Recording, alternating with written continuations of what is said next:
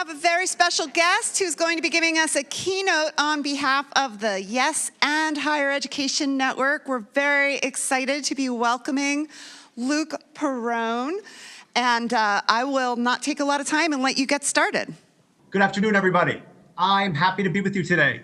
I'd love to use our time together to co-create an environment for teaching and learning that's inspired by my decades of practice, building environments, relationships, and activities in higher education with the tools from improvisational theater, also known as improv. So why improv? And why improv in higher education? Great question. I'd love to share that improvisational theater is often, misunderstood as being mainly about comedy or spontaneity. While it's possible that watching and or doing improv is fun and can make us laugh, it's more than a respite or a source of laughs or a chaotic activity where anything goes. For example, Mick Napier, a well-respected improviser and director in Chicago, says that improv, as practiced in theaters in the United States, focuses on the here and now creations of people. Improvisers perform short-form games from published sources, or they develop long-form narratives that are comprised of scenes with particular forms or structures. And these kinds of scenes or games are often based on audience suggestion, like a word or a title, or maybe a theme. Napier's comment serves us as a good background to appreciate improv's definitional and practical features, yet it's not all there is to improv.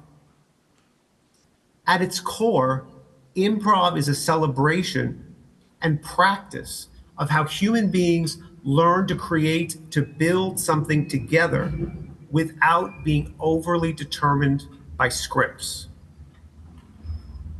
Scripts are helpful indeed, though. We like to know that each time we see a traffic light flashing a red light, we must stop. Right now, so far, at least at this point, we've been using the language of English to create today's event. Yet in these and other examples in our lives, including the higher education classroom, we often become overly determined by scripts and assume that there's little leeway in how we can move through life. Now, certainly we wouldn't want to start speeding when the light is red. But how many ways can we stop? Maybe there's a moment of gratitude at the red light, that our bodies or our cars can stop safely. Maybe there's a red light song you and your passengers sing while waiting for the light to turn green. All this being said, we can honor what Lois Holtzman says is our lifespan ability and opportunity to perform our lives, perform activities, and perform the world. For Holtzman, performance is not an act, but an activity. It's an activity that celebrates human beings as co-creators of their worlds, not merely behaving in or performing or participating in them. Human beings are both who they are and who they are not yet. In other words, perhaps who they are becoming. And human beings do what Holtzman calls non-knowing growing. For Holtzman, knowing is neither a prerequisite nor a requirement to develop. In fact, knowing might be at times our tight allegiance to scripts, and it might curtail our opportunities to try something new and to develop. And finally, for Holtzman, performance is a celebration that human beings engage in lifespan imaginative play. Yes, lifespan imaginative play. It isn't just an activity of young children or one done by artists or other creative types. In fact, my earliest experiences in higher education as a graduate student included advancing the conceptualization of imaginative play as a lifespan activity, drawing a through line from young children's pretend play to an activity of adulthood, improv. Yet improv isn't only an activity by and for adults who are witty, quick thinking, attention seekers, or artists. It's an activity we all do, or at least we can do. And often we might not for a host of personal and collective reasons. The short form improv games I alluded to a few moments ago were introduced in the 20th century by the United States sociologist Neva Boyd and theater maker Viola Spolin, who worked with immigrant children in Chicago. These short form games invigorated the social, emotional, linguistic, physical, and cognitive development of the children and facilitators alike. Paul Sills, Spolin's son and an actor and director, used these very short form games to develop actors. So we see that improv is a broader activity and something we all can do. And the tools of improv theater can and do extend beyond the theater. This practice is called applied improv. Applied improv is practiced in a plethora of contexts, such as, but not limited to, hospitals, community organizations, businesses, and formal learning environments from pre-K to higher education. Higher education has explored improv for more than 5 decades, mainly in teaching and learning practices, but also to support administration, faculty development, and community and research activity. In fact, my recently published edited book with Palgrave, Improvising with and in Higher Education, all together now, presents how and why improv serves the learning and development of adults in higher education and wonders what new possibilities emerge with and due to applied improv. These new possibilities in higher education may come from playing short-form games or creating long-form improv structures, but it's not required. I'd say that a principal practice of improv, applied or otherwise, is yes and. Yes and drives short-form games and long-form scenes, but more importantly, it's a catalyst to create together on all kinds of life stages. Let's talk a little bit about yes and further. In improv, yes and is an implicit and sometimes explicit agreement among participants. We acknowledge that someone has offered us something verbally and or non-verbally. In other words, we say yes, we acknowledge. And we offer something to build with their offer, the and of yes and. This doesn't mean that we have to agree in the sense of having the same idea or opinion. It means that we treat each contribution as something we can create with, in what Anna Santucci and I refer to as relational curiosity. Relational curiosity is the curiosity of the relationships emerging between and among us, the activity that we can create together, and the worlds we are at once drawing upon and building to do so. Relational curiosity says, I'm not curious about you, but curious with you, and choose to believe you are as well. Relational curiosity is not interested in determining and evaluating the intention or meaning or accuracy of the offer. This shift from evaluation to collaboration fundamentally changes teaching and learning environments. In the spirit of collective activity and ensemble building, I'd like to tell you next about a community that I've been building for the past few years called the Yes and Higher Education Network, often using the acronym YAHE. Yes and Higher Education Network, YAHE. In 2021, a group of faculty members in higher education launched the Yes and Higher Education Network. It's an international, interdisciplinary learning lab for faculty, staff, and at times students in academia. We come together both asynchronously and synchronously. When we join together synchronously, we do so on Zoom on the third Friday of the month around this time, 4 p.m. Pacific time, to collectively create a space for discovery, a space where the how of our conversations can be in sync with the content, the what.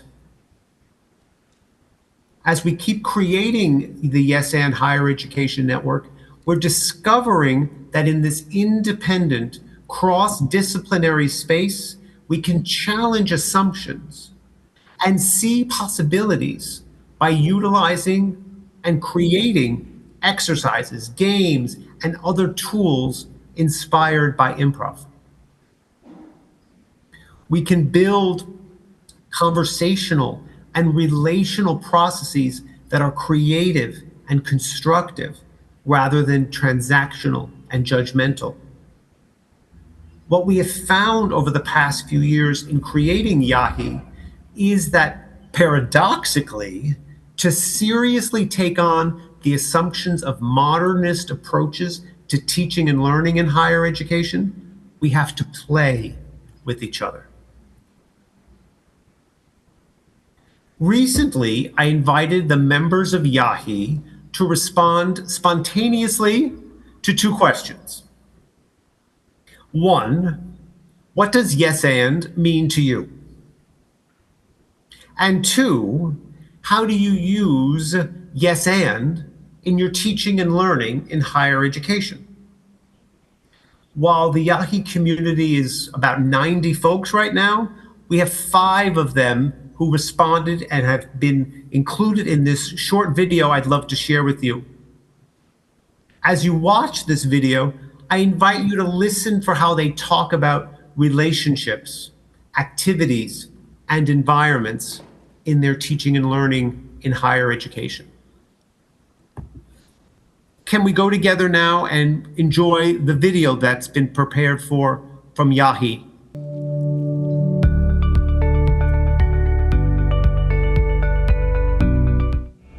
Hi, my name's Sue Davies. I'm an adjunct assistant professor at NYU, New York University, and I love Yes and.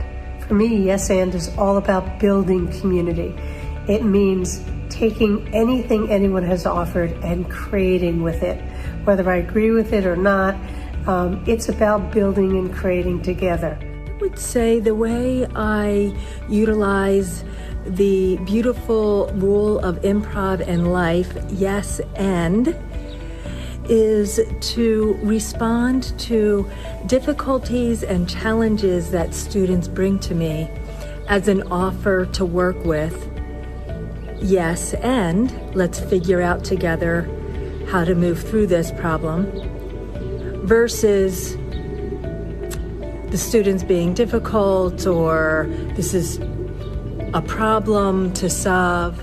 I use yes and in my classroom all the time because my students are grappling with really challenging topics, teaching ethics and engineering, and it's really important that they bring their personal perspective and their willingness to share that into the classroom space. To me, yes and is an invitation to explore. It's about being playfully mischievous. It's also a way to have collaborative curiosity. And it's kind of a way of life. Once you get started, you just can't stop. What does a yes and mean to me? What first comes to mind is musicians, instrumentalists, vocalists, creating one sound together that we can play with and build with and continue to yes and all around the world. Powerful community programs like Operation Conversation Cops and Kids, in partnership with the All Stars Project. They work in communities, they bring kids together, police together, and they use yes and to create silly kinds of skits and start to see each other in new ways when there's been tension between sometimes kids and the police. And they create performances and they perform for others, and everybody starts to see each other in new kinds of ways and build community.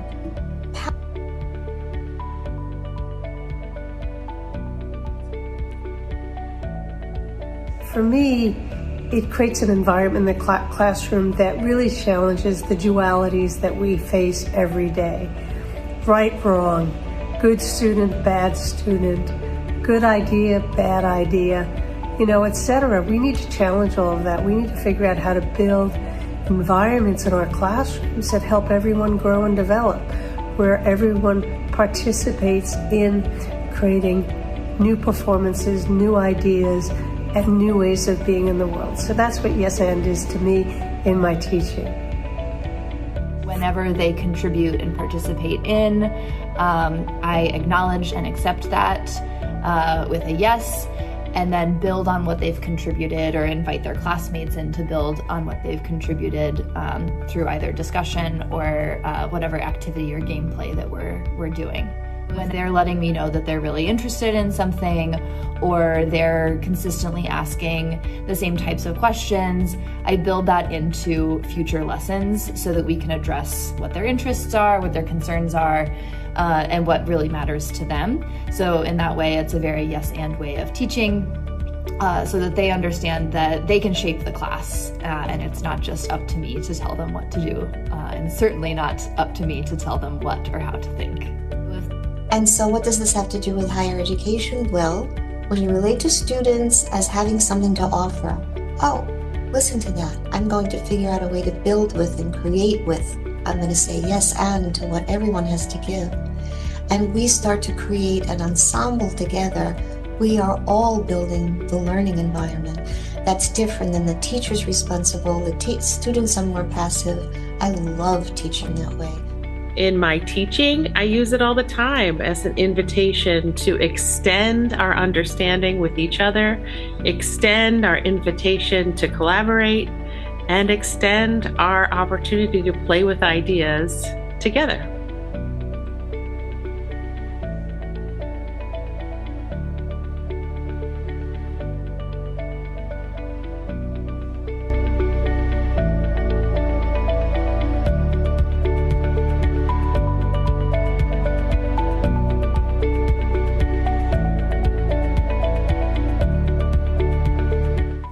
Yes, and go for it. Thanks, everybody. We've got just another minute or so of your time. I'm grateful. Thanks for all your patience with our technology and other transitions.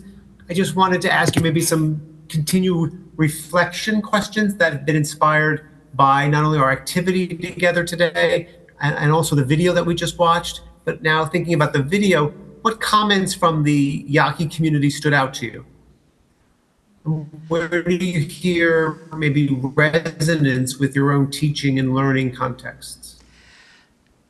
In the spirit of time, keep wondering about that. Keep discussing it with not only your partner for today's activity, but also other partners, colleagues, students, friends, family, and more. I want to close with this idea from improv pioneer Viola Spolin, who I mentioned earlier in today's activities.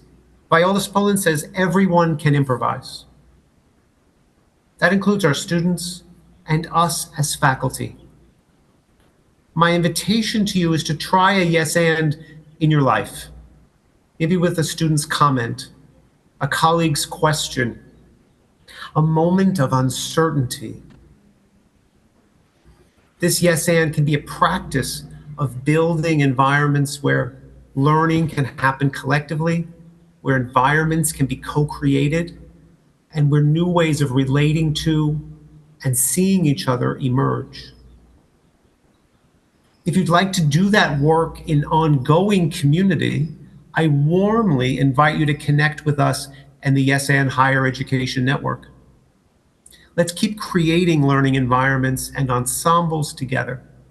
If you'd like to reach out to me to learn more or to connect with the Yes and Higher Education Network, please feel free to reach out to me. My contact info is included with today's program.